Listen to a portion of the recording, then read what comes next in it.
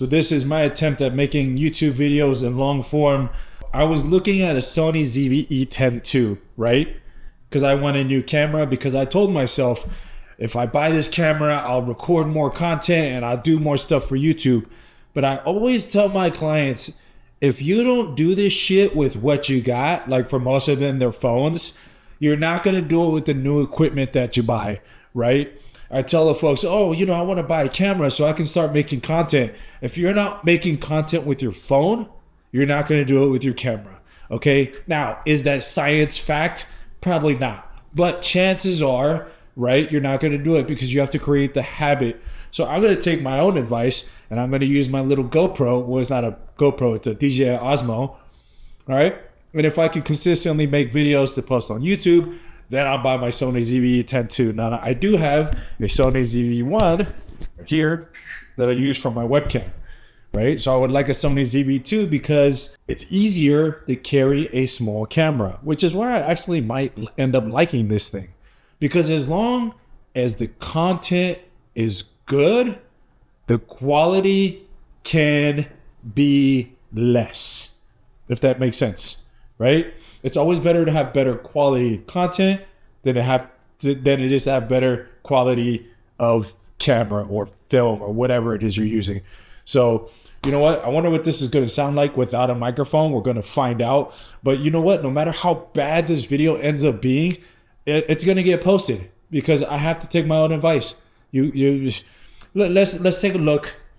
Let's take a look at all the best YouTubers on the planet right now. Go back to video 1. Terrible, fucking horrible, every single one of them. So guys, if someone else want to do this with me, let's just start fucking posting on YouTube, even if we get no views. All right, now for anyone wondering who the fuck I am, my name is Brickwall. I go by Brickwall. That's not my real name, but no one cares. That's what I'm gonna go by. Who am I? Fuck, I'm a full-time photographer, videographer who clears 10 grand per month.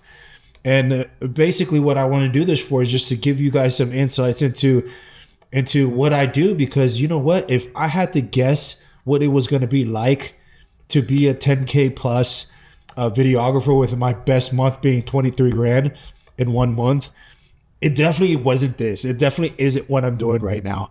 Because like, for example, right now I'm getting ready to go to a gig, right? And the gig is Le Grand Plaza in Fort Worth, right? We're going to set up my gear and all that fun stuff. But let me tell you guys how I got such a major client. Now, I want to show you guys something. All these right here, all these are checks from the Grand Plaza. One client. This is just one client, right? And how I landed that client, right, is very simple. I was working for Metroflex Gym, and he was a member at Metroflex Gym. And he noticed that every single time I finished my shoots at Metroflex Gym, the videos were posted the next day, right? And he said that's what they were looking for, right? They were looking for someone who could get the job done quickly. We did one job and everything after that was history. And that's when I learned something.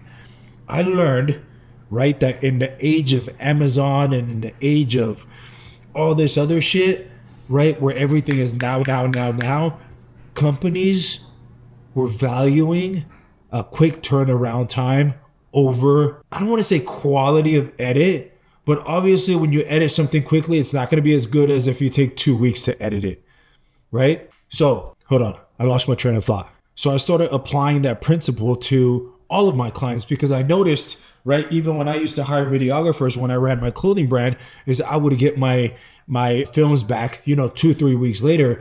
And all these clients, right, when I would talk to new clients, when I would try to get their business, I would say, what is your biggest complaint about photographers, videographers that you have worked with in the past?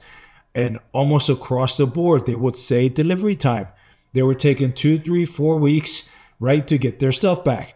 So I'm just like, you know what I'm going to do? I'm going to start getting them their stuff within 72 hours. And that was how I built my business, right? That's how I got clients. So that's how I did it. Now, I'm not saying that's how you have to do it. I'm not saying that you have to do something, that you have to do it fast and blah, blah, blah. I'm just saying that's how I did it because at the time it was working for me. Would it work these days? I don't know. But because of that, I got a ton of clients, right? And I was able to build my portfolio to the point where I no longer have to do the quick turnaround time, right? I do better edits now. It takes a little bit longer, right? But no matter how good you are as a photographer, videographer, there's still a period in which you have to prove that you're good, right? And I was able to prove that I was good by pumping out a ton of content real fast for a lot of people.